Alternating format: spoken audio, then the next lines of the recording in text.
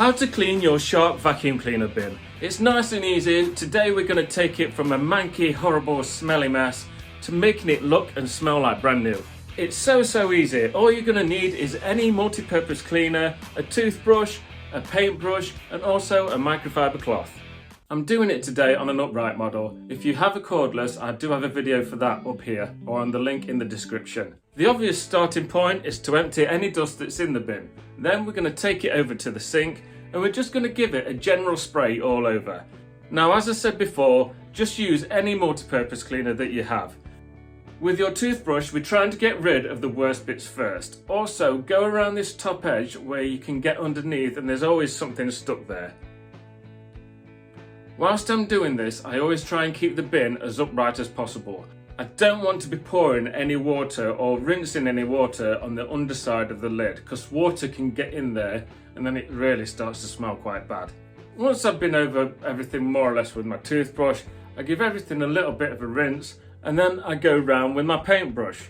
One tricky area too to look out for is this bit underneath the permanent filter. There's like a lip inside that always gets dirt trapped in it and you can't really get anything into it. So what I do, from the top through the filter, I try and aim my cleaner into there and then when I'm rinsing I try and aim the tap into there and that tends to get rid of most of the dirt. At the end of the day, we're not planning to eat our dinner off it, are we? We're just making it a bit nicer to look at, a bit nicer to use. So we've been over it now with our toothbrush and our paintbrush. Give everything a nice rinse and we're going to be left with the little annoying bits that we didn't quite get. So now we're going to go over and get rid of all these niggly bits with our toothbrush, with a paintbrush, whatever. Give it all a final rinse and then I just wipe it all off with the microfiber cloth. Don't need to go mad, but the important thing to do now is to leave it to dry overnight. It needs at least 12 hours in somewhere dry and warm.